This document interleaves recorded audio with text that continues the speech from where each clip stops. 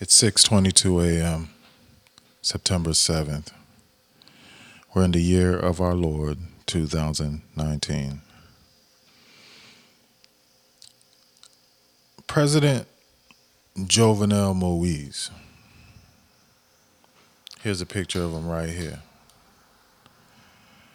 When he came into office, his big thing that he was speaking of was courant 24 sur 24. That's electricity 24 over 24, like a fraction 24.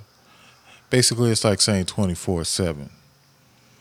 Electricity 24/7. That's what he wants for Haiti.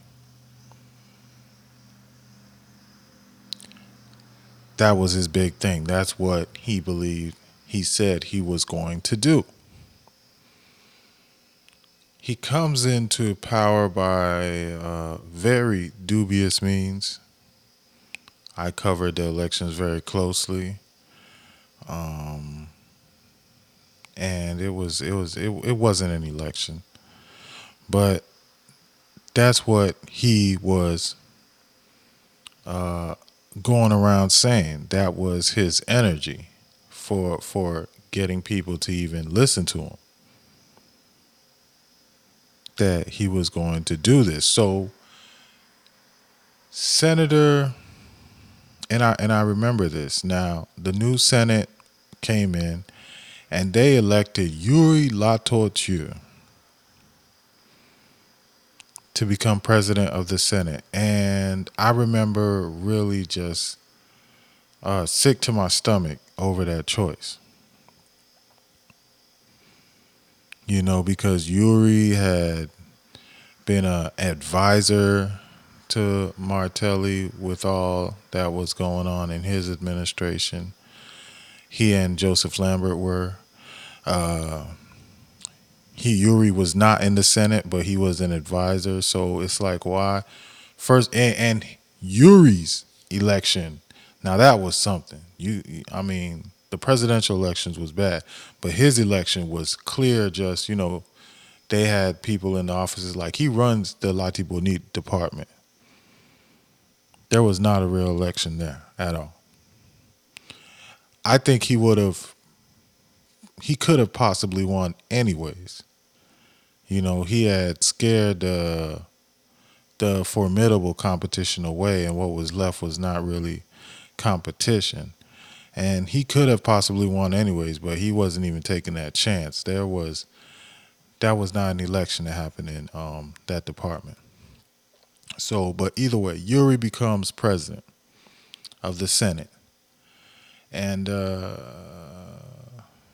he wants to he wants to do good. You see, I've known for a while. Now, this is the thing about Haiti. Whenever you see something happen, there's always many, many layers to it. Good doesn't just happen, you know. Uh, if something sounds too much like good, there's plenty layers under it. Okay, and we're gonna get into a few layers here this morning. So Yuri started work. Oh yeah, Yuri. Why he's doing so much good? He decided back in 2013, 2014 that he wanted to be the president of Haiti. And that's what he's working for toward the being. And he has a good chance. And he is very capable. He is very capable of doing a lot of good. He's just predisposed to doing bad. But he is one of the few I can say that are very intelligent and very capable. And those two things are very hard to find in Haitian politics among the people. You find the intelligent, but they're not charismatically capable to move things forward. You find those who are charismatically capable. That is like a Senator Moise, but I hate to say the brother's not intelligent because everything's so right about him. But he doesn't have the formation, the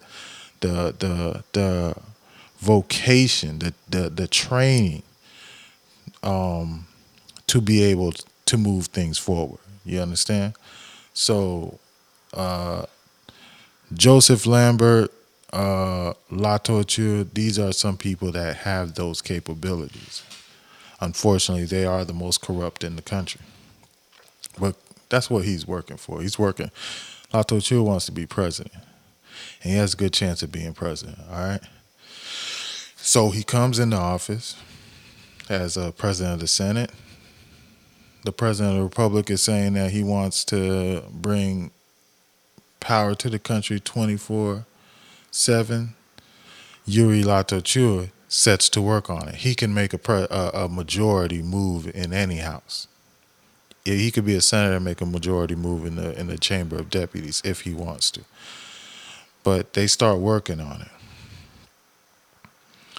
They go first to these. There are these three companies that are running the energy, the electricity sector in Haiti. They have a deal that they got back during when Pueval was president of almost $200 million a year that these three companies get for providing electricity in Haiti.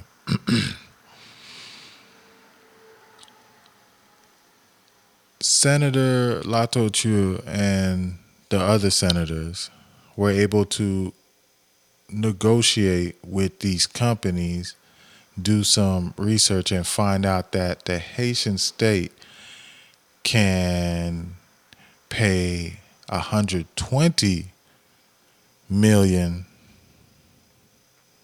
per year, saving, close to 80, 90 million, and still get the same out of them. And those companies were willing to take that least amount of money. Those companies were willing to take that pay cut because of Jovenel Moise's dream, and because Yuri was able to negotiate that. So the senators go back to the president, and this is a story that Latour has been saying in the press. But they go back to the president. They say, "Hey, this is what we've worked on. This is what we got. We could cut down the expenditures of the state by this much. This would give the money that we need in order to, because 150 million is needed. It's going to be more than that, but a big part of getting to a place where Haiti can at least have that kind of production of electricity is to have the infrastructure for it, and 150 million is a good place to start to it's a very good place to start to rebuild the infrastructure, the electricity, the grid. Okay. So they come back, they say, "Hey, we'll be able to rebuild the grid. These companies are willing to take this type of pay cut.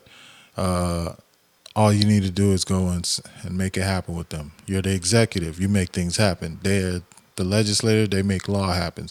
But you first need to get a memorandum of understanding from the executive to know what's what is what, and then the lawmakers have to ratify it, accept it, do what they might, especially with the budget concern."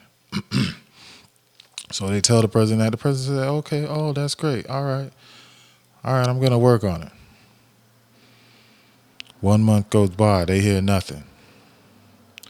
2 months go by, they don't hear anything. Nothing's been negotiated. 3 months go by, they hear nothing. People are complaining still about blackouts, and there's no real announcement coming about coup on 24 sous 24. Come to find out, and this was actually first reported by the ULCC. This is the Unit for Anti-Corruption. So it's a state agency. But they didn't give any names. They just basically said there are persons in the government, up to some shenanigans when it comes to electricity. Lo and behold, we find out this guy here, Jovenel Moise, Mr. Money Laundering and Corruption already on his back, is trying to, rather than, negotiate down and start, rebuilding the grid, he instead wants to create his own electricity company. Listen to me now. He wants to create his own electricity company to replace the three Haytrack, Sojourner, and E-Power, to replace those three so, his family can have money for the rest of their lives. That's what he's working on. That's how he's getting down. And this ain't new in Haiti, or at least with the tech Khalid. Martelli tried this. He tried this with the mining, with the gold mines. He had established a company, and the board was made up of some diaspora that he was very close with. And so there were two companies giving some mining contracts to mine for gold and other minerals in Haiti. One of them was given to Clinton and her brother and some other folks, and the other one was for Martelli, his family, and some friends from the diaspora. Senator Moise Jean Charles put an end to that. Him and a few senators, they was like, no, this isn't the way we do things. There wasn't fair bidding. None of that went on. So they stopped that. So it's not the first time. Martelli also tried to do it with chicken farms. He and who was he working with that? Somebody else.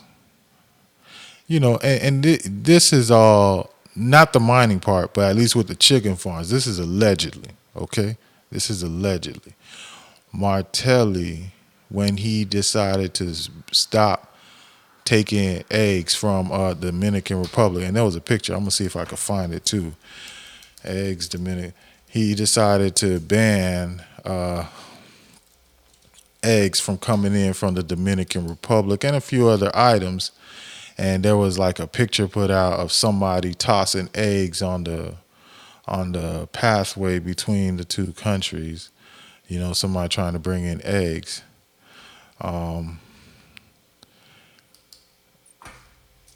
So Martelli did that. It's because he was establishing some egg farms. This is allegedly now. And, there were some reports that would lead us to believe that, because he was working with a group in, I believe they were out of Brazil, who had chicken farms in Brazil. So he wasn't even going to have the chicken farms in Haiti at first.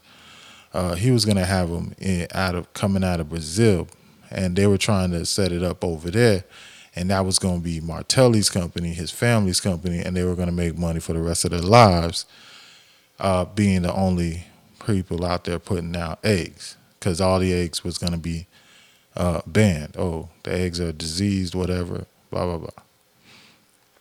This is something that goes back to Duvalier. This is how they got down in the Duvalier era.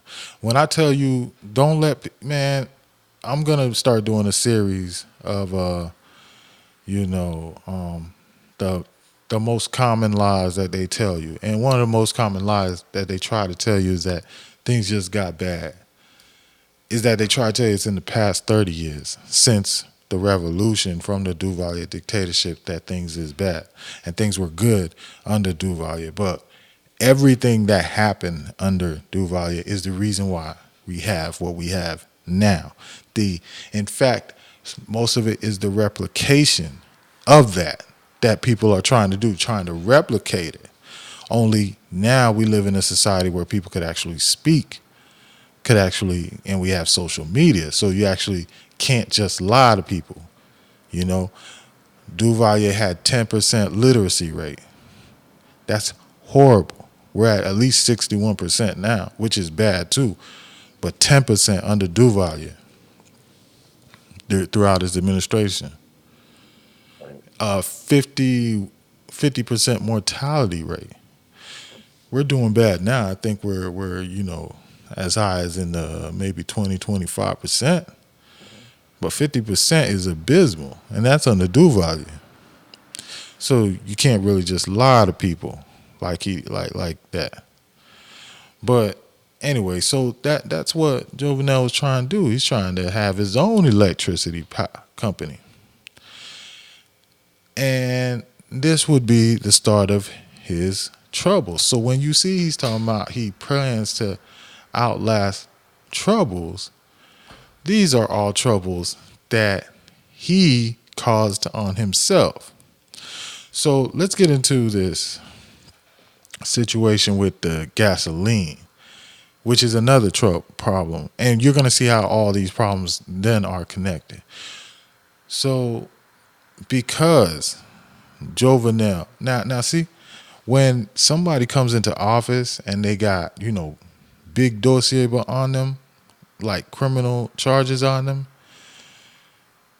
the international community loves that you're in office.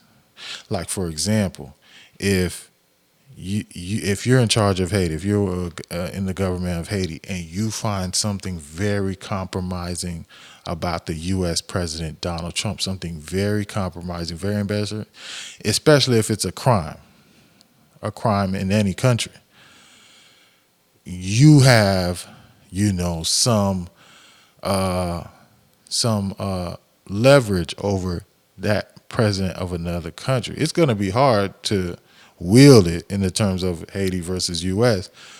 But when a country like U.S. has that kind of dirt on a Haitian president, they could easily wield that power across. So now with Jovenel, there's he's supposed to be close with Trump. He's trying to be homies with Trump. You remember how hard Martelli went to try to be tight with Obama, But now Jovenel's trying to be tight with Trump because that's who's there. So he's selling out Venezuela left and right. So people that say that think that we're still doing Venezuela, Petrocali, we're not doing it. We voted against Venezuela in the Organization of American States under this president, and we're no longer in Petrocali for political reasons. We are no longer doing the Petrocali deal. So gas at a very low price that we were getting from Venezuela, and that was also putting money in the state budget that we could actually use. As we're not getting any of that. We're actually getting gas from, I think, an American company paying 100% whatever it costs, and not getting anything that we could put into our budget to develop. This problem for Jovenel is very bad, and it's not going to get any better. It's not going to get any better.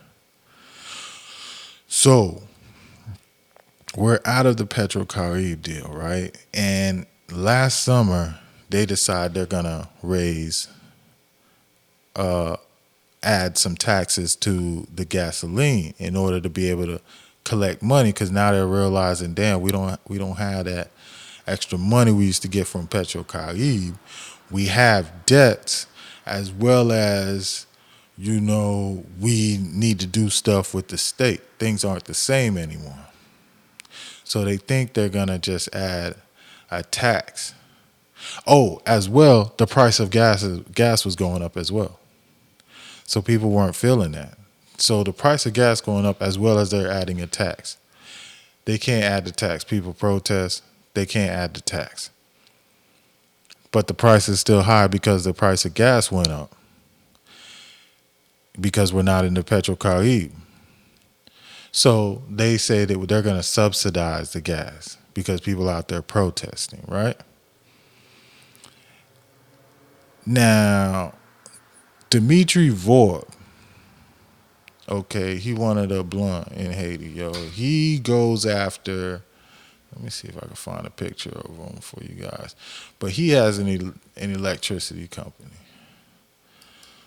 I never find that picture of the eggs, but you guys know what I'm talking about. There's a picture of somebody trying to carry eggs from the Dominican Republic into Haiti, and it gets tossed. I'm gonna show you a quick picture. Okay, this gentleman right here. All right, so his company's being hunted down by the president. Although he feels he was generous and he negotiated for a cheaper deal and whatnot. Now he knows the president wants to come and take over his company and replace it. So he starts funding Petro-Caribe demonstrations. This happened sometime around October. Okay? So you already had the demonstrations for the gas going on. So it's easy to conflate the two. The demonstrations from the summer about the gas and then these Petro-Caribe. But they're not the same. Understand. And it's sad to say, but understand. The Haitian people, at least since the Duvalier era, have not shown a propensity for protesting their actual rights in a great way. I mean, if prices go up, they'll be out there. If there's no food, they'll be out there. If there's no lights or power, they'll be out there. But as far as looking for justice on a particular matter, looking for fairness on a particular matter, it just doesn't exist, sadly to say. I have not witnessed it in a great deal. And I remember I was on my sabbatical at the time when the Petro-Caribe happened. And I was like, what? People out there, because I wrote about Petro-Caribe nonstop while Martelli was president, nonstop. Anybody will tell you I was on his neck. I was on their necks nonstop. So for me, I'm now taking a year off from writing, and I hear people out on the street, protesting Petro-Caribe. I say, what? This is something new. I am proud of them. I love this. But now, the truth does come out. It's a movement that's being funded by the gentleman. Now, because this type of branding and having these nice signs and T-shirts and stuff, it's not like they got T-shirts, Petro-Caribe. That doesn't really happen. Like the people can't really don't really have the means to be investing. That's like almost having a lawyer. We don't really have those kind of means. The people in Haiti to be investing in those types of things. Yeah, in T-shirts and signs and stuff. So that assistant came from the brother who's having his company, his energy company, threatened by the president. That was his move to try to stop it. Garbage trucks passing by, so it may get loud in the background. So that was his move. So that's how the gas situation ties in with that. And it does in a way because these energy companies still in some way depend on gas. So when we're out of Petro-Caribe, it also puts the squeeze on them, which is probably was part of the poor calculation by President Moise here. So now what you have going on is you have this businessman funding these protests that are getting a lot of acclaim.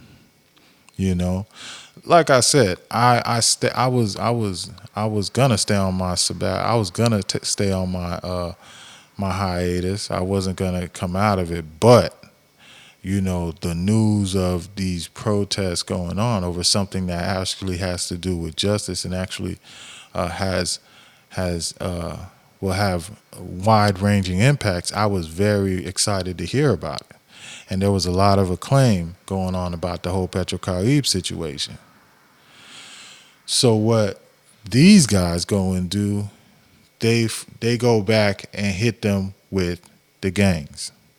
And that's when the massacre at La Saline happens after that, after Vorb gets involved, because they feel like this has gone up to another level. If it was just the people out there protesting without the signs and the T-shirts, I think they would have to deal with it the way they deal with it, with the police and whatever. But now, you have a state who's considering its people enemy forces, because a businessman who is also a citizen of the country is funding their protests. It's a mess, and it's part of the paranoia and stupidity of Jovenel Moise. So they go out and they massacre people in La Saline. They give gangs guns. They give the gangs free reign, and thus they're not gangs. They are terrorists. They are terrorists. They are they are using violence for a political ends of this administration, and they are terrorists. Okay? And their purpose is to keep the protesting down. And to some degree, they've been successful because people are scared to protest. You remember there was a protest and there was a situation where people believed there were snipers out there hitting people that were out there protesting. You know, the whole issue with the whatchamacallit that came. What was it? The mercenaries that came in. That was more of this intimidation of that they have these forces, and now they got this army that was constructed in 3 weeks. 3 weeks of training. Get out of here. You a joke, Jovenel. You a joke. So that's how he caused that. Now he wants to work with Taiwan. Taiwan wants to give him the $150 million so that he could rebuild the grid and establish his own company. That's what Jovenel wants to do, and that's why, I put up an article, I think Thursday, about how China wants diplomatic relations with Haiti, but this relationship that Jovenel Moise has with Taiwan is not going to allow it. Although China out there, they're doing development all over the Caribbean, all over Africa. And, it's a whole nother argument, their motives and how it should be approached. Whole nother other argument. At the end of the day, there is something to be gained by a diplomatic relationship with China. Okay? But China don't want to put money into what Jovenel wants the way Taiwan does. Okay? So he's staying real close with Taiwan. He already traveled over there. The president over there traveled over to Haiti. There's all types of stuff going on in regards to that. Because she's going to give him 150 million, but she's not going to give it until there's a government. So that's why he wants to put this kid. Well, he's not a kid. He's my age, so I won't, and I don't consider myself a kid. But as far as politically and even just in terms of maturity, he's very much a kid. He wants to put this guy, Fritz William Michel, as prime minister, and they're trying to rush him in because there's a lot of money on the line for him and his lawmakers. So when you see the government moving fast to put this, it's all about getting this 150 million, him being able to establish his own electrical company and be making money off of the Haitian government for the rest of his life. Okay? And that's how he's creating his own problems. That's how he's creating his. Now, let's get into this gas issue. The gas issue cannot be fixed because, see, everybody's saying that the problem is that the gas is scarce. You know, they say, "Oh, there's why are these people protesting when there's boats on the docks that have the gasoline and the gasoline's coming in? Why are they protesting when these trucks are about to put gasoline in the gas stations, but these trucks are afraid to move because they got the streets blocked up with rocks and burning tires? What you know, you know, all of that's going on. They want to make you think there's a scarcity issue and that there's people in the streets trying to stop the supply from getting to where it can meet the demand. That's not the case when it comes to this gasoline issue. The issue is the prices. The protests about the gas began well before, well, in fact, it's the reason why. Because the protests were against the rise of the prices in the gasoline, which were ridiculous. They were doubling. Understand, with Venezuela, we had a very nice discount on gas, and we got to keep some of that money that's supposed to build. That's what Petrocaribe is about. And these people just messed it up. And now that doesn't even exist. So not only do distributors have to pay full price for the gas, they have to deal with whatever rise and fall the market has for a barrel of oil, and the state doesn't bring in anything for itself to use. So people are really bad about the prices. And there's nothing they could do to stop the prices because the state said they were going to subsidize the distributors, the gasoline companies, the ones that have the pumps and the gas tank, the gas station. But they already have a debt close to, I think, it's going to reach a billion, I think, or maybe half a billion, and they haven't been able to pay. They made a payment like these barrels that are coming in, these 250,000 barrels that are coming in, that is because the state paid an amount equivalent to the taxes the gas stations have to pay. So it wasn't even anything that's equivalent to the debt that the state has to these distributors through these subsidies that they cannot pay. So even if the gasoline comes in, the prices are going to go sky high. Now, to me, and I wrote in my article, I said that people don't really care about the gasoline making it to the pump anymore.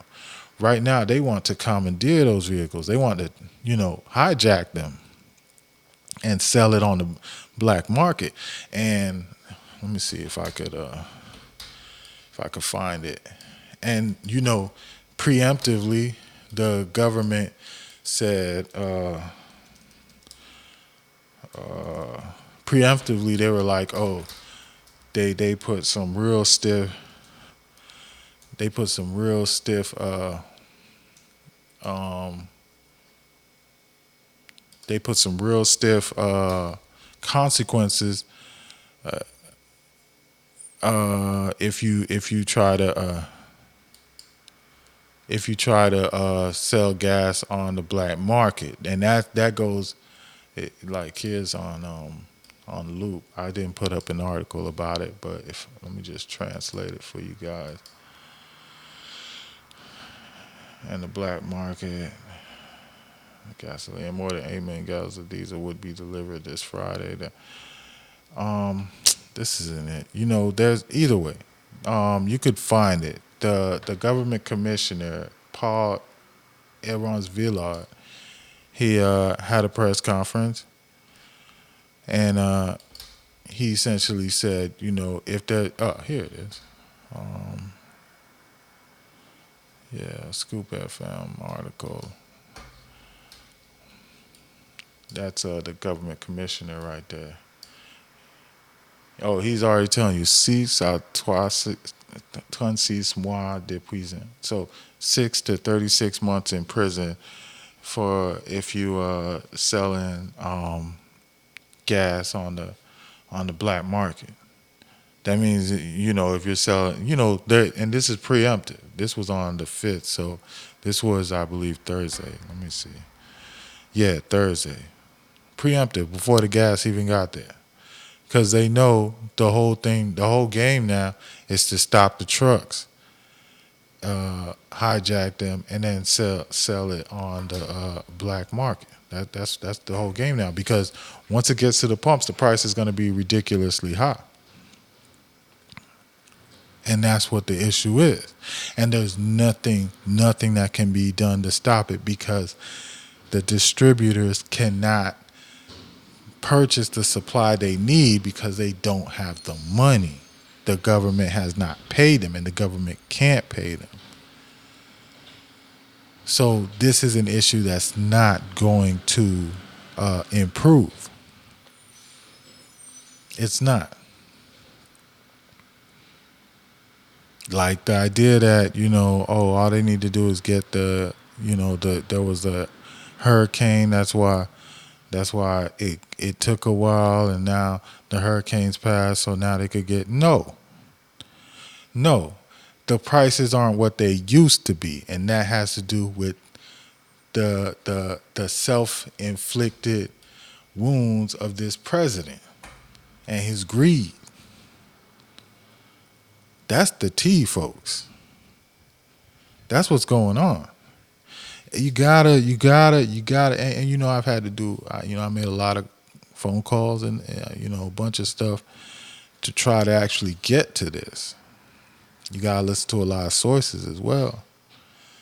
But I'm gonna keep you guys informed about it. I think that's all I have to really say about it. But yeah, I'm going to use a picture of Jovenel and Trump in the picture because that was the beginning of his problems when he got out of Petrocaribe. Because if he had stayed in Petrocaribe, perhaps his plan could have still gone through. You know, because at least he wouldn't have the issue with these gases. And I don't think, and to be able to get back into Petrocaribe, it's not something that's easy at this point. At this point, and who knows how. And I didn't really get into it, but about him having the issue with money laundering and embezzlement before he became into office that Martelli did with him, which is why Martelli propped him up. That's being used to blackmail him.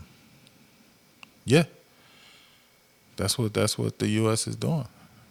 So it puts pressure on him to just do what they want him to do, whatever he wants to do, and that's why we can't take these people that have problems with the law.